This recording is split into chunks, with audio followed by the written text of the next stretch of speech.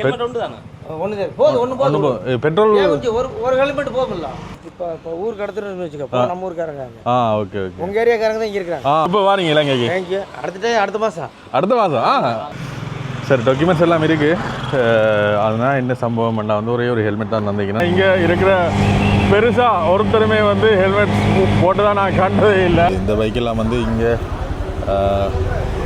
1.5 லட்சம் மேக்ஸிமம் 1.5 லட்சம் தான் ஆனால் எங்கட ஒரு 8.5 லட்சத்துக்கு மேலே கேமரா எங்கேயோ விழுந்துச்சு கேமராவில் உடைஞ்சிச்சு லென்ஸ் உடைஞ்சிச்சு இதுதான் அந்த முட்டை பப்ஸ் நாங்கள் வரைக்க ஹைவேயால் வந்து நாங்கள் 2-3 ட்ரோல் வந்து கடந்து தான் வந்து நாங்கள் இந்தியாவில் என்ன நல்ல விஷயம்னா வந்து கன நாளைக்கு பிறகு இங்கே இலங்கையில் சாப்பிட்ற மாதிரி இலங்கை சாப்பாடு சாப்பிட்டு வந்து நாங்கள் பருப்பு வெள்ளைக்கறி அது மட்டும் இல்லாமல் இஞ்சால பார்த்தீங்கன்னா பார்சல் வேறு கட்டி தந்துருக்கிறா தம்பி இவனே வந்து தெரியாத மாதிரி இருக்கிறான்ட்டு பார்த்தா அவனுக்கே தெரியாது நாங்கள் இவ்வளோ நேரம் வந்தது ஹைவே ரோட் தான் ஹைவேக்கு டிக்கெட் இல்லை பைக்குக்கு நம்ம உடுப்புகள் பார்க்குறதுக்கு கோயம்புத்தூரில் உடுப்புகள் மலிமண்டவை ஸோ இங்கே வந்து எடுக்கிறதெல்லாம் எடுத்துகிட்டு போகும் இதில் ஒரு காட்சி ஒன்று காட்ட போகிறோன்னு பாருங்க சூரிய அஸ்தமனம் இதுல இருந்து கிட்டத்தட்ட கேரளா ஒரு 55 கிலோமீட்டர் பாலக்காடு போர்டர் கோயம்புத்தூருக்கு என்னன்னு சொல்றது அப்படி இருக்கு ஒரு மாலை நேரம் வந்திருக்கிறோம் கோயம்புத்தூர் நல்லா நீட்டாக இருக்குது இதெல்லாம் பெரிய மிகப்பெரிய எல்லா இடமும் இருக்குது இப்போ நாங்கள் வந்துக்கிறோம் சென்னை சேல்ஸ்க்கு வந்துருக்கிறோம் என்ன டிராஃபிக் என்றாலும் பைக்கில் சந்து வந்தாலும் விட்டு ஓடிடலாம்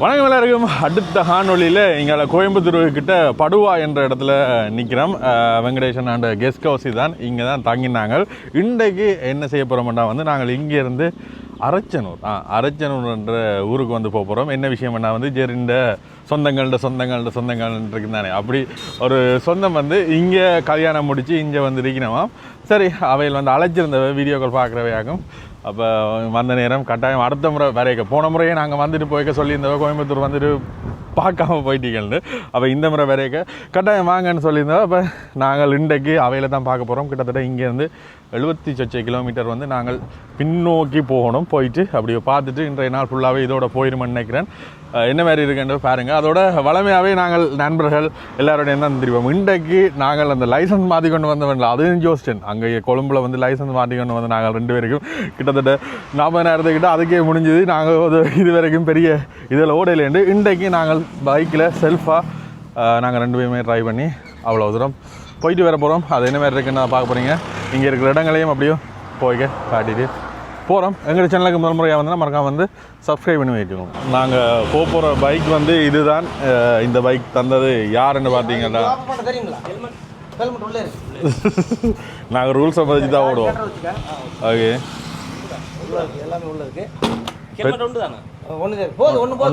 பெட்ரோல் ஒரு ஹெல்மெட் போகும்ல பெட்ரோல் ஓகே இல்லை நாங்கள் ஃபில் பண்ணுறோம் ஸோ அண்ணா வந்து இலங்கைக்கு வந்திருந்தவர் அண்ணாட பைக் தான் வந்துடுறார் இங்கால நண்பர்கள் எல்லாம் நிற்கிறோம் சரி விடுங்க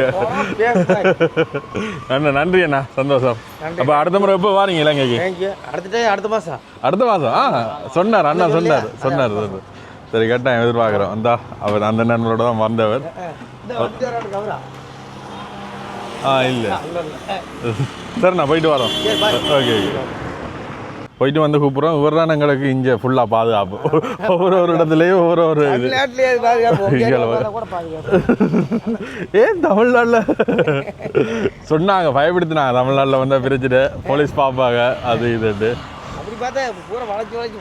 அதான் சரிங்கண்ணா போயிட்டு வரேன் இப்போ ஊருக்கு எடுத்துட்டு வச்சுக்கோ நம்ம ஊருக்காரங்க ஓகே ஓகே உங்கள் ஏரியாக்காரங்க தான் இங்கே இருக்கிறாங்க ஓகே சாந்தி ஸ்டுடியோக்காரர் ஊர் பக்கத்தில் ஓகே இங்கே செட்டில் ஆகிட்டாங்க வந்து இங்கே செட்டில் ஆகிட்டாங்க ஓகே ஹோண்டோ டியோ இங்கே கூடுதலாக நிற்கிற எல்லா பைக்கும் இப்படி இந்த மாதிரி கேஜ் போட்டுருக்கோம் என்னண்டா யாராவது இடித்தாலுமே அது நடக்கக்கூடாதுன்ற மாதிரி சரி டாக்குமெண்ட்ஸ் எல்லாம் இருக்குது அதனால் என்ன சம்பவம் பண்ணால் வந்து ஒரே ஒரு ஹெல்மெட் தான் தந்தீங்கன்னா நாங்கள் போகிற வழியில் ஹெல்மெட் ஏதாவது செட் பண்ணணும் நாங்கள் வெளிக்கிட்டோம். இனி ஹெல்மெட் கடைக்கு போய் ஹெல்மெட் வேணலாமான்னு பார்த்துட்டு தான் போக போகிறோம். இது வந்து உள் ஏரியாண்டபடியாக பிரச்சனை இல்லை. ஆனால் இங்கே இருக்கிற பெருசாக ஒருத்தருமே வந்து ஹெல்மெட் போட்டு தான் நான் கண்டதே இல்லை. ஒரு சில பேர் தான் போட்டு கொண்டு போயினோம். நல்லா காற்று அடிக்குது. பக்கத்துலேயே வந்து ஏர்போர்ட் இருக்கு போல். அடிக்கடி ஃப்ளைட் போகும். சுற்றி வர காடுகள்லாம்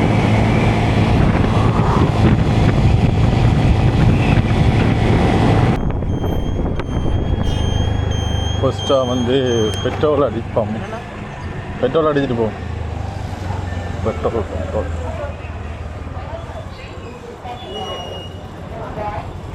ஒரு லிட்டருக்கு வந்து 54 வேலை செய்யுது. ஆவரேஜ் போட்டிருக்கு.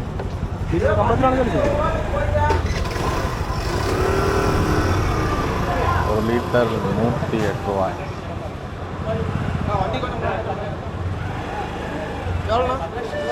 ஐநூறு.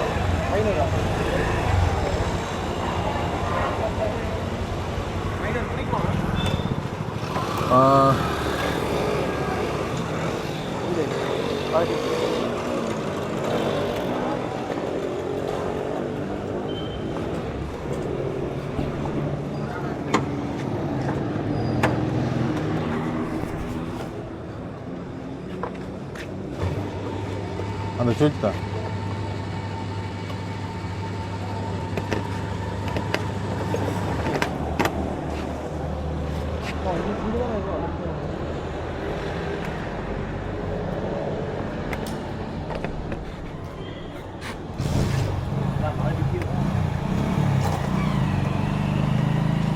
மேல் பக்கத்தில் நமது டேய் இவா இவன் திறந்துடுறா வாடா.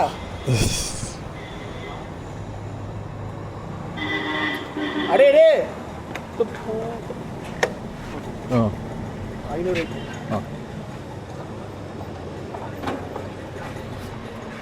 சேங் கூட திறக்க தெரிய நினைக்கக்கூடாது. சில பல சம்பவங்கள் நடக்கும்.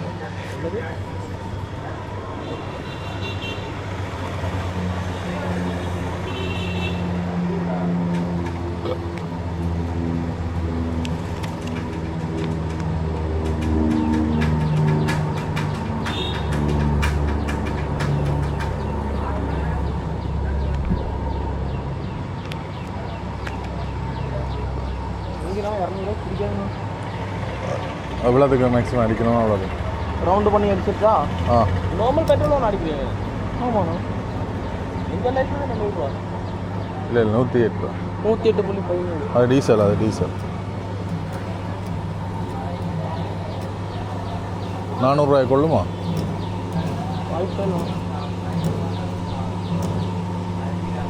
பார்க்குறேன் 20 ரூபா தான்.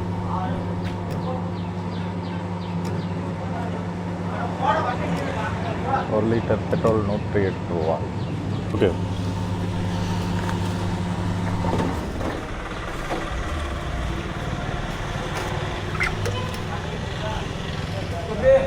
ஸ்மூத்தாக வந்து ஸ்டார்ட் ஆகுது. இந்த பைக்கெல்லாம் வந்து இங்கே 1.5 லட்சம், மேக்ஸிமம் 1.5 லட்சம் தான். ஆனால் எங்கட ஒரு 8.5 லட்சத்துக்கு மேலே என்ன கவர்மெண்ட் டேக்ஸஸ்.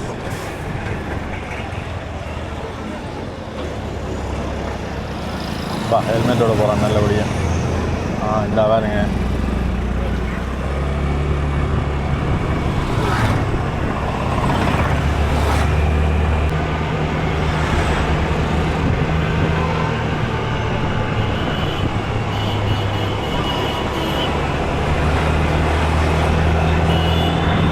போகிற வழியில் இடையில முடிச்சுட்டு போம். அட்டை போட்டுருவாங்க. இவங்களுக்கு தேவையில்லை, ஹெல்மெட்டே போடாமல் திடீரான்.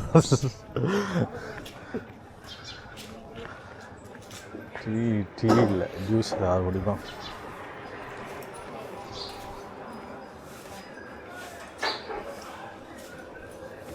உனக்கு என்னடா மாசாடு? மாசா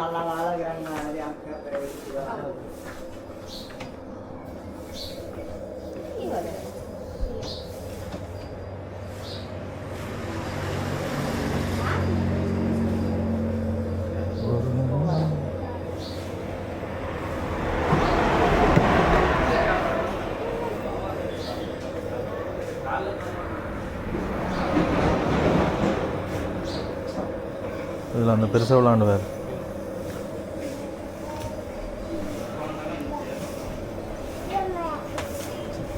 எவ்வளோ? 70 ரூபா இருக்குது.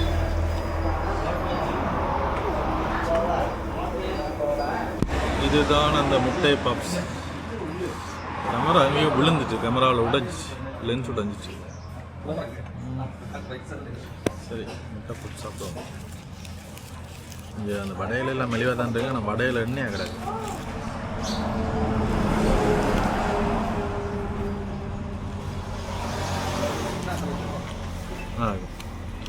கிழங்கு வேணாமா, முட்டை, வெங்காயம்.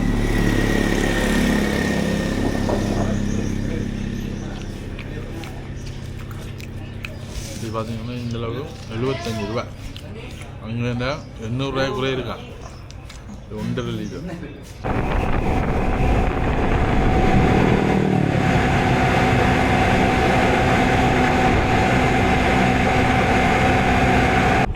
சரி, இப்போ நாங்கள் அந்த வீடு இருக்கிற இடத்துக்கு வந்துட்டோம்.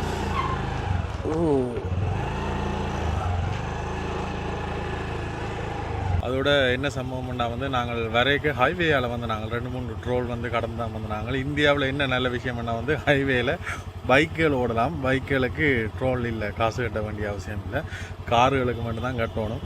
நாங்கள் ஈஸியாக வந்து விடக்கூடிய மாதிரி இருந்தது. வந்துட்டோம், ஒரு 70 கிலோமீட்டர் 8 மணி வரைக்கும் நாங்கள்.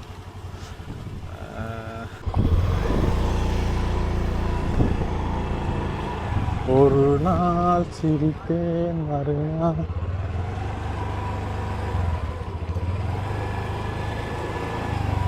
இதை போடுவோம் பைக்கை நல்லா.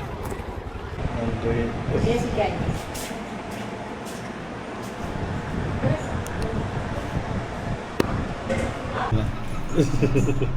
சரியா சாப்பாடு? இல்லை இல்லை, அது கவரேஜ் இல்லை வரைக்கும். சாப்பாடு தயா கன நாளைக்கு பிறகு இங்கே இலங்கையில் சாப்பிட்ற மாதிரி சாப்பிட்றோம்.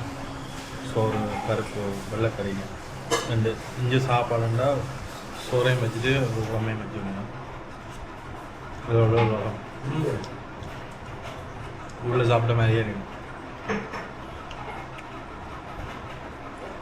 இங்கே பொருள் எல்லாம் இருக்குது, ஆனால் எனக்கு பேர் செய்ய விரும்புகிறேன். உள்ளே சாப்பிட்ட மாதிரியே இருக்கா. சரி, இப்போ போய் சாப்பிட்டு கேப்பிட்டு இலங்கை சாப்பாடு சாப்பிட்டு வந்தேன். பருப்பு, வெள்ளைக்கறி. அது மட்டும் இல்லாமல் இங்கே பார்த்தீங்கன்னா பார்சல் வேறு கட்டி தந்துருக்கிறா தம்பி கொண்டேக்கா. சாப்பிடு கொண்டு நாங்கள் சொன்னோம், திரும்ப நாங்கள் வேற மாட்டோம், டிஃபன் பாக்ஸ் எல்லாம் கொண்டு வர வேண்டாம். ஓகே, கொண்டு போக. இவ வந்து என்ன மாதிரி சொன்னாங்க? தூரத்து சொந்தம். இங்க நிக்கல போ, என்னடா எனக்கு இந்தியா நம்பர்ல இருந்து கோல் வருது, யாரா இருக்கு ஜோதிச்சுனா ஆன்சர் பண்ண தான் சொன்னா.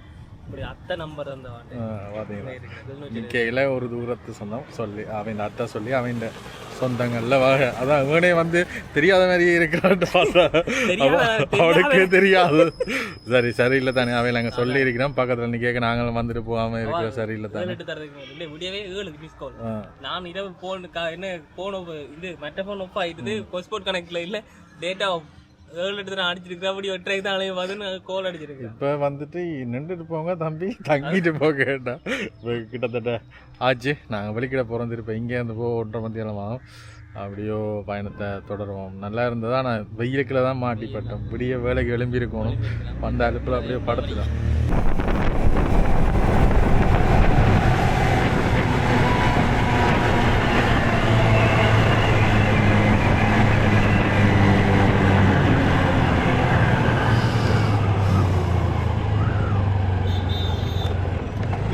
இப்போ நாங்கள் ஹைவே ரோட்டால் தான் வந்தாங்க. இப்போ நீங்கள் பார்த்துருப்பீங்க, நாங்கள் இவ்வளோ நேரம் வந்தது ஹைவே ரோட் தான். ஹைவேக்கு டிக்கெட் இல்லை பைக்குக்கு, அப்படியே பிச்சு கொண்டு வந்துடலாம். இதே காருகள் வேனுகளுக்கு தான் டிக்கெட். சரி, இங்கே ஒரு கடைக்கு வந்திருக்கிறோம் உடுப்புகள் பார்க்குறதுக்கு. கோயம்புத்தூரில் உடுப்புகள் மலிமண்டவை. ஸோ இங்கே வந்து எடுக்கிறதெல்லாம் எடுத்துகிட்டு போகணும்னு யோசித்தோம். நாங்கள் சென்னைக்கு பார்க்காம. ஸோ இதெல்லாம் வந்து 299 ரூபாய் இந்த டிஷர்ட்ஸ் எல்லாம். ஃபுல்லாக ஹைவே தான். ஓடுறதுக்கு பெருசாக என்னென்னு சொல்கிறது கொஞ்சம் கஷ்டமாக இருக்கும் என்று சொன்னது. ஆனால் எனக்கு அப்படி ஃபீல் ஆகிறேன். ஏண்டா எந்த பக்கத்தாலையும் விட்டு விட்டு ஓடலாம். இதில் ஒரு காட்சி ஒன்று காட்ட போகிறேன்னு பாருங்க. சூரிய அஸ்தமனம். இதுல இருந்து கிட்டத்தட்ட கேரளா ஒரு 55 கிலோமீட்டர், பாலக்காடு போர்டர். அதை நான் உங்களுக்கு தெரிவிச்சுக்கொண்டேன். இப்போ நாங்கள் எங்கே போய்கொண்டிருக்கிறோம்னா நான் பார்க்குறீங்க, அது கோயம்புத்தூருக்கு போனாங்க. ஒரு கடை கொடுப்பெடுக்க போனாங்க. அதையும் விலையாக தான் இருந்தது. பிறகு நாங்கள் எங்களுடைய முடிவை மாற்றலாம்னு இருக்கிறோம். இப்போ எடுக்கிறதுக்கு என்ன, நாங்கள் போகிறதுக்கு என்ன ஆகுறதுக்கு இப்போ உடுப்பு எடுத்துகிட்டு பிறகு ஒரு இடத்துல இன்னொரு இடத்துக்கு போகிறதுக்கு எல்லாத்தையும் சுமந்து கொண்டு போகணும். அதனால் ஊருக்கு போகிறதுக்கு ஒரு 2-3 நாளைக்கு முதல்ல எடுக்கலாம்னு யோசிச்சுக்கிறோம். கோயம்புத்தூருக்கு என்னன்னு சொல்கிறது அப்படி இருக்கு. ஒரு மாலை நேரம் வந்திருக்கிறோம். வெளிநாட்டுக்கு வந்தாலும் மற்றது கோயம்புத்தூர் நல்லா நீட்டாக இருக்குது. இதெல்லாம் பெரிய மிகப்பெரிய எல்லா இடமும் இருக்குது. இப்போ நாங்கள் வந்துக்கிறோம் சென்னை சில்க்ஸ்க்கு வந்திருக்கிறோம். அப்படிங்கிற பார்த்தீங்கன்னா அதில் போர்ட்டிஸ் இருக்குது, பெரிய பில்டிங். ராம்ராஜ் சும்மா இருக்க உடை பார்ப்போம்ட்டு வந்திருக்கிறோம். பார்த்துட்டு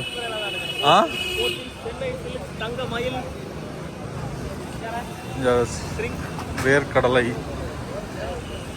இப்படி சுண்டல். ஆனால் நீட்டாக வச்சுக்கணும். இந்த இடங்கள்லாம் வந்து நீட்டாக வச்சுக்கணும், அதுதான் தேவை. ஆனால் இதெல்லாம் திறந்து வச்சா இதாயிடும். சரி, நாங்கள் என்னத்தை சொல்லி நாங்கள் கட்டாப்படுத்தலும்.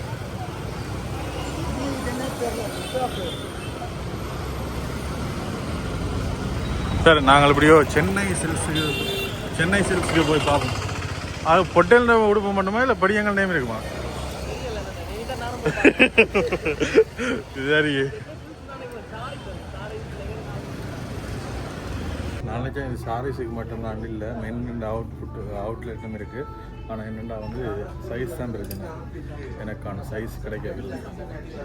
இருக்குது பிக் சைஸ் வந்து கிடைக்கின்றது. பார்க்க போயிருந்தா 2-3 ட்ரையல் பார்த்தோன்னா சரி வரையில். இப்போ ஜெரன் வந்து போயிருக்கிறார். லெட்ஸி. சரி, அப்படியே இங்கே ட்ரெஸ்ஸஸ் பார்த்து கொண்டிருக்கிறோம். வெளிக்கிட போகிறோம் இருட்டிட்டு. இதில் கொஞ்சம் ஐட்டம்ஸ் வேண்டி நாங்கள் இவ்வளோ வேண்டும்னு தெரியாது. இவ்வளோத்துக்கும் இதுக்கு வந்து கிஃப்டாக தந்துருக்கிறோம் பாருங்க. ஆனால் ஓகே தான் இருந்தது. சரி, இங்கே வேண்டி முடிச்சிட்டோம். இனி அப்படியோ போக போகிறோம். உள்ளுக்குள்ளே இருக்க வந்து தெரியலை. இவ்வளவு இருட்டிட்டாண்டு வெளியே வந்து பார்த்தா தான் தெரியும் உங்களுக்கு எப்படி இருட்டிட்டாண்டு. இப்போ நேரம் 7:30 மேலே ஆகிட்டு. அப்படியோ இதில் வந்து எடுத்துட்டு நாங்கள் வெளிக்கிட போகிறோம். வந்த பாதையா அது வந்தது. இதில் போலீஸ்கார அண்ணன் என்னாச்சுன்னு கேட்டுட்டு கதைச்சிட்டு விட்டவர் அப்படியே நாங்கள் போகிறோம். இது மண்டே எப்படி இருக்குன்னு பாருங்க. இங்கே இருக்கிற போலீஸ்காரெலாம் பண்ணா காய்ச்சிட்டு இருக்கேன். பண்ணா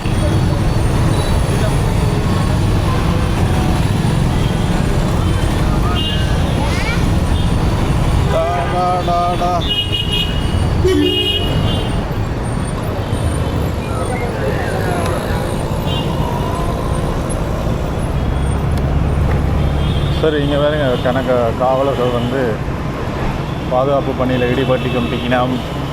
கோயம்புத்தூர் எப்படி இருக்குன்னு பாருங்க. சரியான பிஸியான சிட்டி. ஆனால் என்னதான் பிஸியாக இருந்தாலும் நீட்டாக இருக்குது, அழகாக வச்சிருக்கணும்.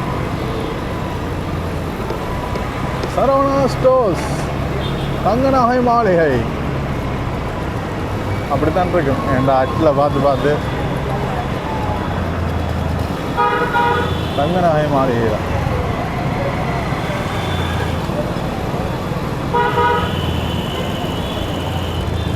எதோட